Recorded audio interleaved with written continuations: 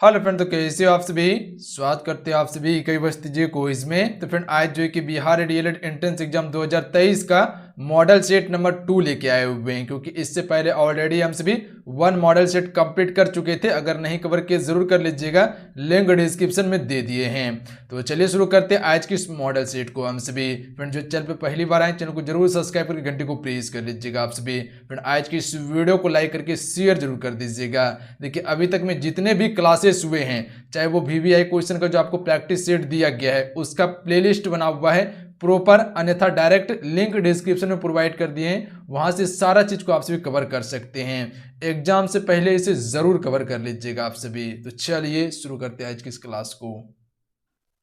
आज की सेट का फर्स्ट क्वेश्चन देखिए। पहला क्वेश्चन जो है क्या है, पार्थिव है। यह क्वेश्चन जो है अनेक शब्दों के लिए एक शब्द से संबंधित है।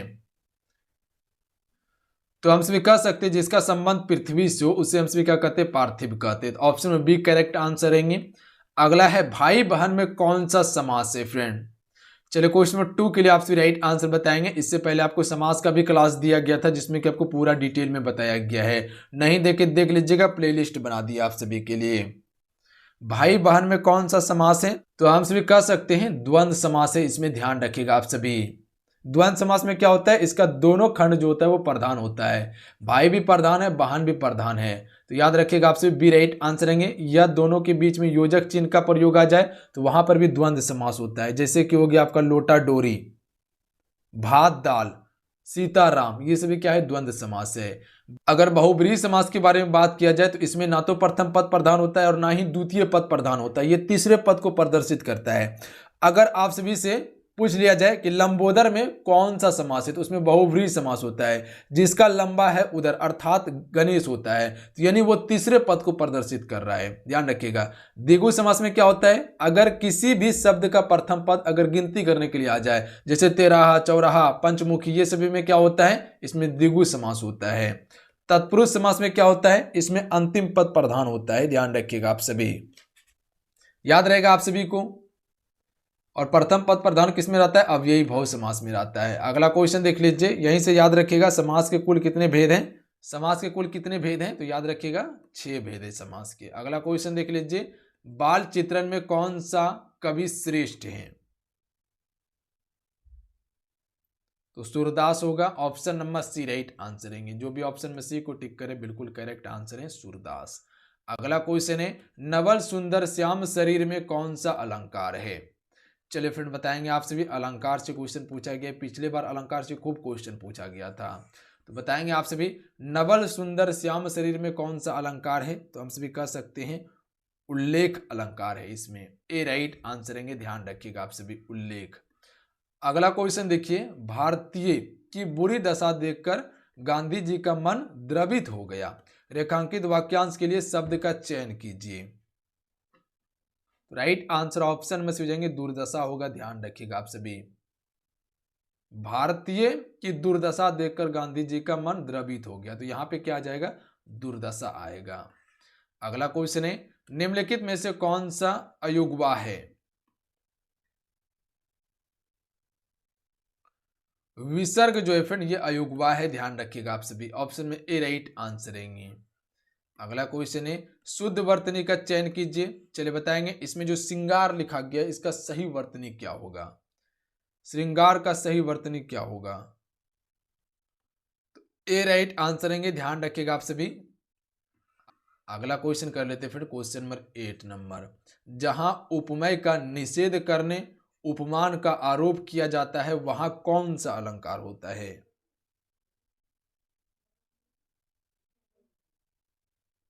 वहां पे उपमा अलंकार होता है। Option number D right answer हो जाएगा।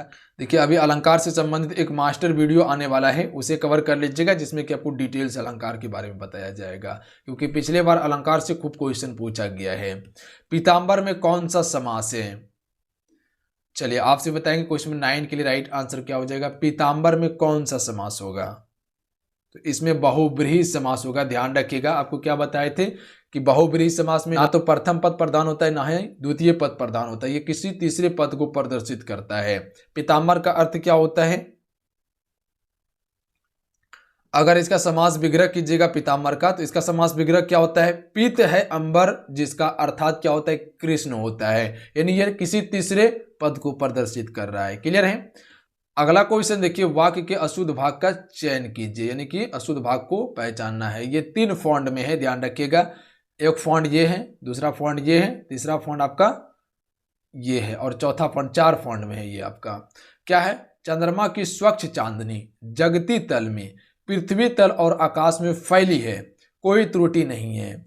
ऑप्शन देख लीजिए, इसमें जो अशुद्ध भाग है वो कौन सा है? चंद्रमा की स्वच्छ चांदनी जगती तल में, पृथ्वी तल और आकाश में फैली है, या कोई त्रुटि नहीं है। तो इसका ऑप्शन नंबर जो हो जाएगा, ऑप्शन नंबर बी होगा, जगती तल में। तो में का प्रयोग इसमें नहीं होगा, ध्यान रखिएगा आप सभी। में का प्रयोग नहीं होगा, सिर्फ जगती तल होगा, कि चंद्रमा की स्वच्छ चांदनी जगती तल, पृथ्वी तल और आकाश में फैली है। जगती तल, पृथ्वी तल और आकाश में फैली हुई है। तो इसमें में का प्रयोग करना उचित नहीं था। तो ऑप्शन में बी राइट आंसर होगा। अगला है, विवेक ने श्रेष्ठ कुल में जन्म लिया। रेखांकित वाक्यांश के लिए शब्द का चयन कीजिए। तो श्रेष्ठ कुल का अर्थ क्या होता है? कुलीन होता है, ध्यान रखिएगा। तो विवेक ने कुलीन में जन्म लिया है। तो ऑप्शन में ए राइट आंसर है। अगला है कि निम्न में से शुद्ध वर्तनी का चयन कीजिए। देखिए, शुद्धि वर्तनी से खूब क्वेश्चन पूछा जाता है और बहुत सारे बच्चे गलती करते हैं। तो देख लीजिए कौन सा शुद्धि वर्तनी है। उन्नति जो लिखा जाता है वो किस प्रकार से लिखा जाता है, या इसका शुद्ध वर्तनी क्या होगा? तो ध्यान रखिएगा, कन्फ्यूजन तो आपको यही दोनों में होने वाला है। तो इसका option number D right answer है। छोटी ई का प्रयोग होगा उन्नति में, ना कि बड़ी ई का। अगला है, हिंदी साहित्य के आरंभिक काल को आचार्य रामचंद्र शुक्ल ने क्या कहा? तो इसे वीर गाथा काल कहा था, याद रखिएगा। अगला क्वेश्चन देखिए, गगनचुंबी में कौन सा समास है फ्रेंड? चलिए बताएंगे आप सभी। गगनचुंबी, इसमें क्या है? अंतिम खट प्रधान है, ध्यान रखिएगा आप सभी। गगनचुंबी, तो हमसे कह सकते हैं इसमें तत्पुरुष समास है। ऑप्शन में सी राइट आंसर रहेंगे। अगला है, शुद्ध वर्तनी का चयन कीजिए। देखिए, अगर ये जो अभी आपको कन्फ्यूजन हो रहा है, क्यों कन्फ्यूजन हो रहा है? क्योंकि आप इसका अगर थ्योरी नहीं पढ़े होंगे तो कन्फ्यूजन होगा। इसे पहचानने के लिए बेस्ट तरीका आप सभी को बताए थे एप्लीकेशन पे, जो कि थ्योरी क्लास में आपको कवर करवाया गया था। शुद्ध वर्तनी का चयन कीजिए। अगर इसका डिटेल पता रहेगा तो ऑब्जेक्टिव खुद ही बना लीजिएगा आप सभी। कवियत्री का सही वर्तनी जो होगा वो क्या होगा? तो option number C right answer है, ध्यान रखिएगा, कवियत्री का। क्लियर है? ऑप्शन में सी करेक्ट आंसर है। अगला क्वेश्चन कर लेते, क्वेश्चन 16, वाक्य के अशुद्ध भाग का चयन कीजिए। राम राज्य में शेर और बकरी एक घाट पर पानी पीती थी, इसमें जो है कौन सा भाग जो है वो अशुद्ध है? राम राज्य में शेर और बकरी एक घाट या पर पानी पीती थी, या कोई त्रुटि नहीं है। तो इसका option number C right answer है। पर पानी पीती थी ये गलत होगा, पर पानी पीते, ठीक है, पीते थे, पीते थे का प्रयोग करेंगे, क्योंकि यहां पर क्या है? स्त्रीलिंग और पुल्लिंग दोनों है। शेर और बकरी की बात किया जा रहा है, तो शेर क्या है? पुल्लिंग है, और बकरी क्या है? स्त्रीलिंग है। जब स्त्रीलिंग और पुल्लिंग दोनों एक साथ आए तो उस समय क्या करेंगे? हम सभी थे का प्रयोग करेंगे, ना कि थी का प्रयोग करेंगे। अगर सिर्फ शेर रहता तो वहां था का प्रयोग होता, अगर सिर्फ बकरी रहता तो वहां पर थी का प्रयोग करते। तो हम सभी कह सकते हैं कि राम राज्य में शेर और बकरी एक घाट पर पानी पीते थे, ध्यान रखिएगा, पीते थे। अगला क्वेश्चन देख लीजिए, चरण कमल बंदो हरि राई में कौन सा अलंकार है? तो इसमें रूपक अलंकार होगा, ध्यान रखिएगा, सी करेक्ट आंसर है। अगला है, वीर गाथा काल के सर्वश्रेष्ठ कवि किसे माना जाता है? यह माने जाते हैं चंद्रबरदाई को, ए राइट आंसर है। अगला है, उत्पत्ति के आधार पर शब्द के कितने भेद हैं? उत्पत्ति के आधार पर शब्द के 4 भेद हैं। कौन कौन सा? तत्सम, तद्भव, देशज और विदेशज है, कुल 4 शब्द हैं। अगला है, नहीं पराग नहीं मधुर, मधु नहीं विकास, यही काल अली कली ही सो बिंदियो, आगे कौन हवाल। प्रस्तुत पंक्ति में कौन सा अलंकार है? फिर से समझने का कोशिश कीजिएगा, क्वेश्चन क्या कहना चाह रहा है। नहीं पराग नहीं मधुर नहीं विकास, इही काल, अली कली ही सो विंध्यो, आगे कौन हवाल में कौन सा अलंकार है? तो हम सभी कह सकते अनयोक्ति अलंकार है इसमें। Option number C right answer है फ्रेंड। अगला है हिंदी भाषा किस लिपि में लिखी जाती है? तो सिंपल सा है, देवनागरी में लिखी जाती है और इंग्लिश रोमन में। अगला है निम्न में से रूढ़ शब्द कौन सा है?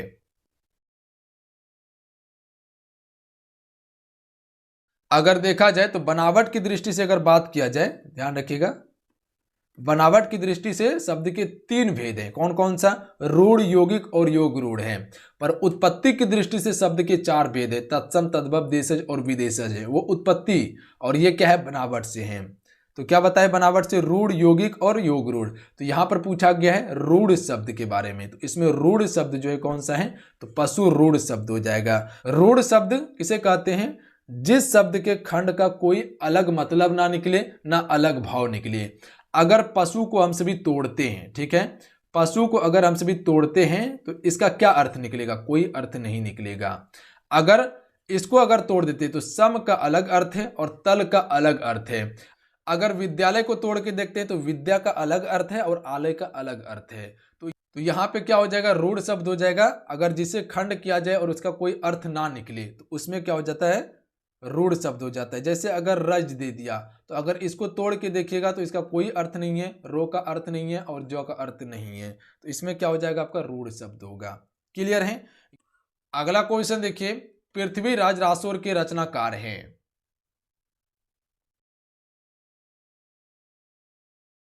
चंद्र बरदाई इसके रचनाकार है, बी राइट आंसर है फ्रेंड। अगला है तालव्य व्यंजन है।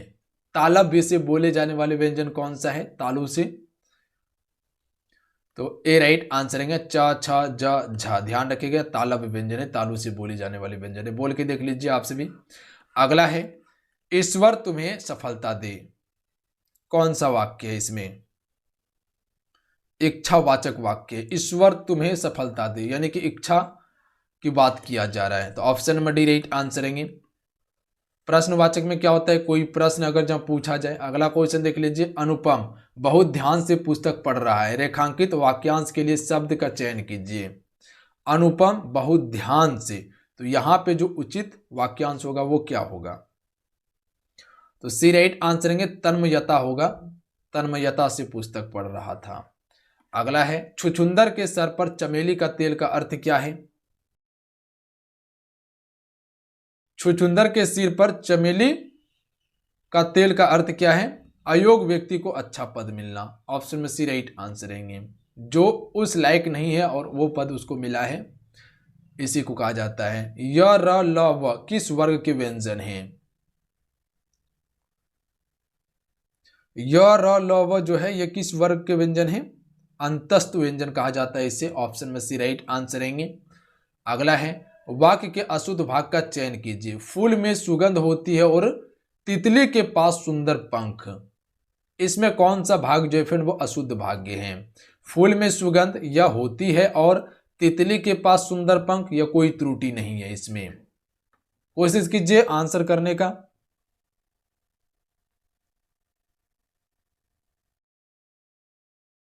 तो यहां देखिए, तितली के पास सुंदर पंख, पास का प्रयोग यहां पर नहीं होगा, ध्यान रखिएगा आप सभी।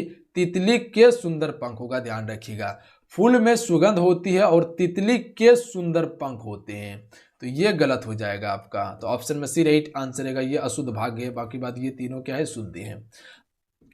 अगला क्वेश्चन देखिए, क्वेश्चन नंबर 30 है, शब्द रचना के आधार पर बताएं कि कौन सा शब्द योग रूढ़ है। अभी रूढ़ शब्द के बारे में बताए थे कि जिसको अगर खंडित किया जाए तो उसका कोई अर्थ ना निकले, पर यहां आपसे क्या पूछा गया? योग रूढ़ के बारे में। तो इसके बारे में आपसे समझ लीजिए, इसमें क्या होता है? जो शब्द अपने समान अर्थ को छोड़कर विशेष अर्थ पैदा करता हो, जो शब्द अपने समान अर्थ को छोड़कर विशेष अर्थ को पैदा करता हो, उसे हम सभी योग रूढ़ शब्द कहते हैं। ध्यान रखिएगा, जैसे आपको बहुब्रीहि समास के बारे में बताए थे कि ना तो उसका प्रथम खंड और ना ही द्वितीय खंड प्रदान होता है, किसी तीसरे पद को वो प्रदर्शित करता है, उसी प्रकार से इसमें है। तो राइट आंसर ऑप्शन में जाएंगे जलद जो है ये क्या है? आपका योग रूढ़ शब्द है, ध्यान रखिएगा आप सभी। उसी प्रकार से क्या है?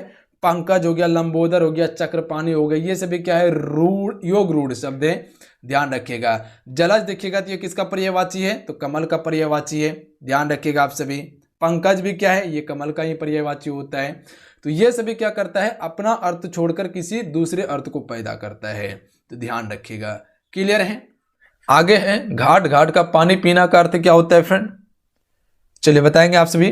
घाट घाट पानी पीना का अर्थ क्या होता है, तो बहुत अनुभवी होना होता है। ऑप्शन में ए राइट आंसर रहेंगे।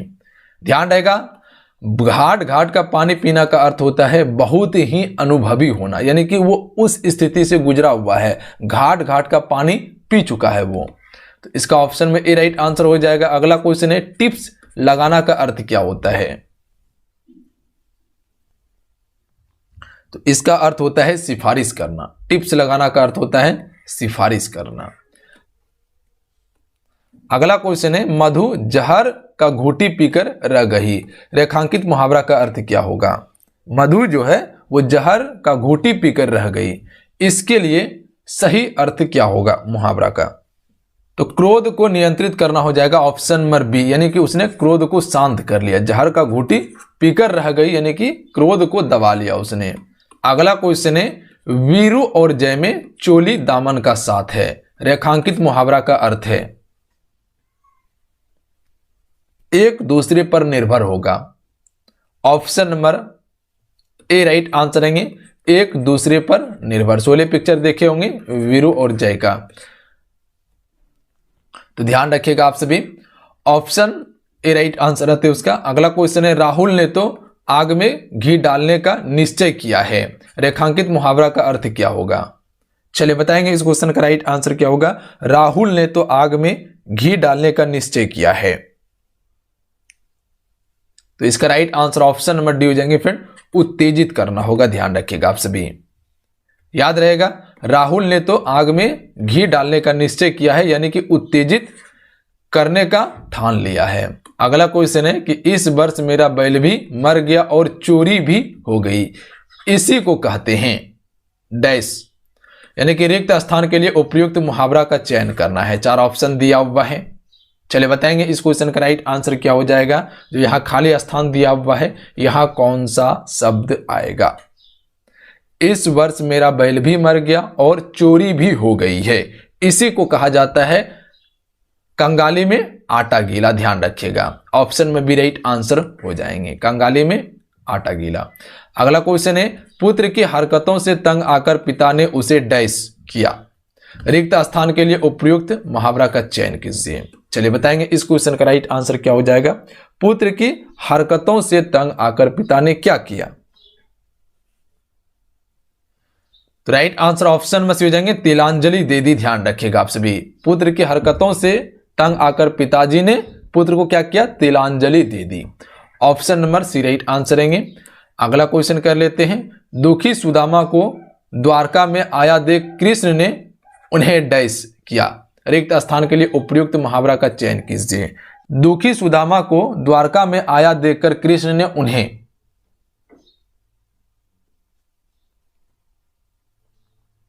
सिर आंखों पर उठा लिया, तो क्या किया, सिर आंखों पर उठा लिया। ध्यान रखिएगा option number D right answer हो जाएंगे।